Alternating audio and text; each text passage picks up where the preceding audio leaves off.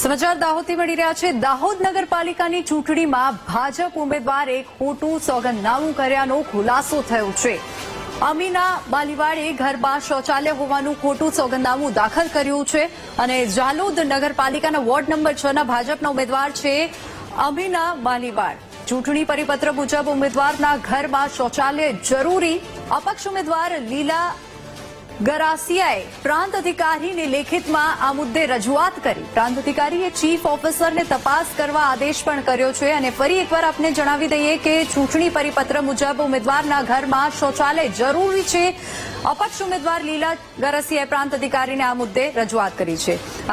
આ મુદ્દે વધુ વિગતો સાથે સંવાદદાતા ઉત્સવ ઓનલાઈન પર જોડાઈ ગયા છે। ઉત્સવ, આજે સમાચાર મળી રહ્યા છે કે અમીના માલીવાડે ઘરમાં શૌચાલય હોવાનું ખોટું સોગંદનામું દાખલ કર્યું છે, તેને લઈને શું વધુ અપડેટ? તાજેતરમાં જે નગરપાલિકાની ચૂંટણી યોજાય ત્યારે જે ઝાલોદ નગરપાલિકાની અંદર જે વોર્ડ નંબર 6 માંથી જે ભાજપના જે જીતેલા ઉમેદવાર છે અમીનાબેન છે, જેમને જે ખોટું સોગંદનામું જે કર્યું હોય તેવું જે આક્ષેપ છે તે અપક્ષના જે ઉમેદવાર છે લીનાબેન તેમના દ્વારા લગાડવામાં આવ્યો છે। જે વોર્ડ નંબર 6 ના ઉમેદવાર છે તેમના ઘરે શૌચાલય ન હોવા છતાં પણ તેમને શૌચાલય છે તેવું સોગંદનામું કર્યું છે।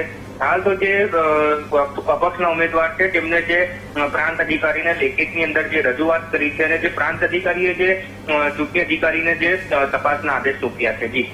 જી ઉત્સવ, આભાર સમગ્ર માહિતી બદલ।